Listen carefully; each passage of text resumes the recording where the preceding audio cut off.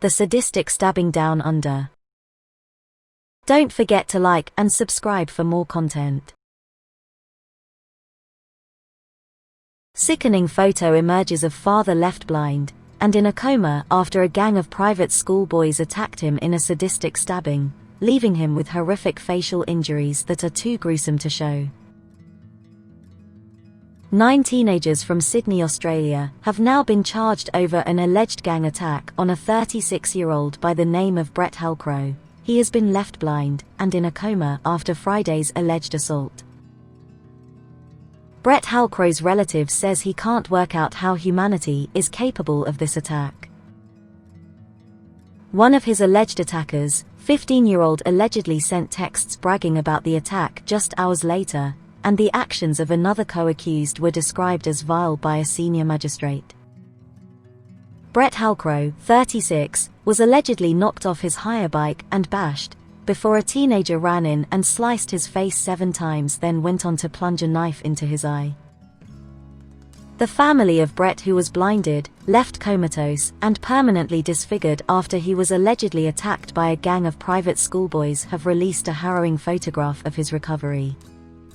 Brett Halcrow, 36, was allegedly set upon in Permont by 9 teenagers from some of Sydney's most elite private schools last Friday night, while he was riding his bike home about 10 p.m.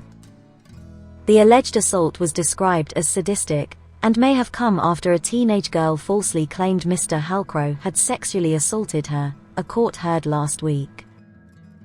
A new picture taken in Mr. Halcrow's hospital ward at the Royal Prince Alfred shows him hooked up to various machines to assist in his recovery. After more than a week in a coma, doctors have finally reduced Mr. Halcrow's sedation, and he is breathing on his own. One of Mr. Halcrow's cousins explained, he has also begun moving his head and body, and shows brief responses to verbal cues.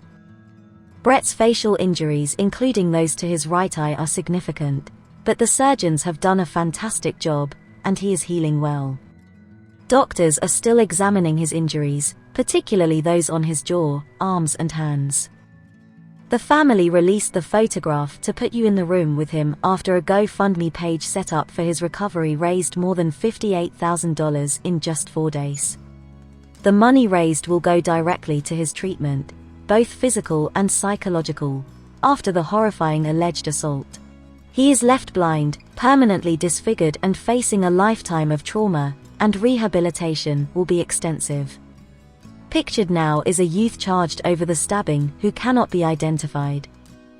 All the teenagers allegedly involved are aged between 15 and 18. They were renting an Airbnb in the city on the night of the alleged attack, and saw Mr. Halcrow ride past the apartment on his bike. One of the teenagers allegedly asked the girl, "Is that the one who raped you?" She allegedly replied, "Yeah, that's the one," and a group rushed downstairs to confront him. It is believed the attack may have been a case of mistaken identity. Police have described Mr. Halcrow as an innocent victim. The relative said he was struggling to come to terms with the boys allegedly gloating and laughing about the attack via text messages. In the texts, one of the 15-year-old boys allegedly bragged to his friend in horrific detail about how the man was left blinded after being stabbed in the eye. In Surrey Hills Children's Court on Wednesday, a senior magistrate gasped and looked away in disgust after seeing photographs of Mr. Halcrow's horrific injuries. Magistrate Hogg said it was concerning that someone so young needed to undergo drug and alcohol counseling, but was more worried about the lack of remorse that the group allegedly displayed in the hours afterwards. Magistrate Hogg said, "What occurred on the social media platform after the event is distinctly counterindicative of remorse." The father of the 15-year-old leaves Surrey Hills Children's Court after his son was refused bail. The boy's mother offered to quit her job to ensure the boy remained in home detention, but a magistrate said the allegations were so severe he could not release him. There is a strong prosecution case, and it is a matter, should the offences be proved, that a custodial sentence is in my estimation inevitable. In submissions to the court, police prosecutor Kai Jiang described the alleged attack as sadistic. The teenager's lawyer Veronica Love had earlier told the court that he had strong ties to the community and had suffered mental health issues. Miss Love also told the court it could not yet be known whether her client's teenager knew a member of his group was carrying a knife when they allegedly attacked the 36-year-old. Miss Love added that with the likelihood the matters will be heard in adult courts due to the serious nature of the allegations, it was likely the teenager would remain in juvenile detention until at least next year if refused bail. But Miss Love's client was remanded in custody to reappear in court on the 29th of September 2020. Police prosecutor Peter Mort called it a sickening attack and violence of the highest order and flagging that they would likely be dealt with in an adult court. We have direct evidence from a witness, being what they saw and heard. They were in the proximity, and they heard the words, "They are going to stab him," Mr. Mort said. The youths are due to reappear before Surrey Hills Children's Court on the 29th of September 2020. I ask Your Honour to consider the length of time this young person is likely to spend in custody considering the seriousness and the likelihood that will not be resolved in this court, Miss Love said. This young person is year 10 at high school, and he has in the past had some mental health issues and has never come before a court before. He also has no history of violence. Here are just some of the text messages that was sent from the year 10's phone. "I stomped on him and gutted his head. He got knocked out after I bottled him on the head," the youngster allegedly wrote in one text message. "I put the shattered bottle in his stomach and then jetted," a co-accused, slit his face like 15 times and stabbed him in the eye. It is believed the alleged attacker was then asked by his friend if he knew the man. "Nah mate. Ha ha ha ha, he was in the wrong place at the wrong time," he allegedly replied. His co-accused stuck it in his eye, put it in deeper and swiveled the knife around. So funny.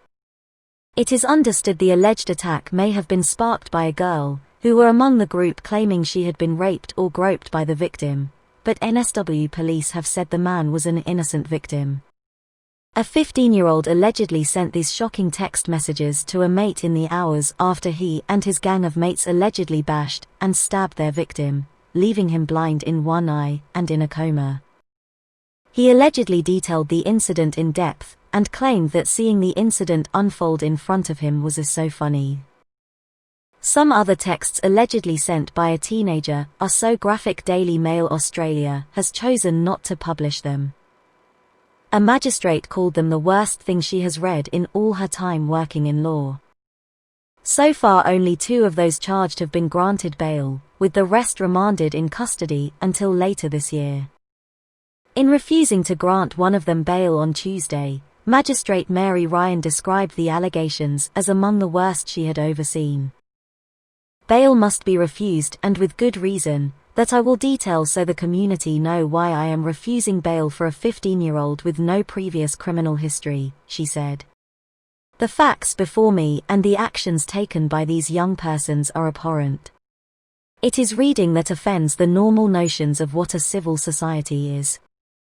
There is an indication of his thoughts in the form of text messages he allegedly sent that are so concerning that it is just something I've not read as facts from an adult who has carried out an offense, let alone a young 15-year-old.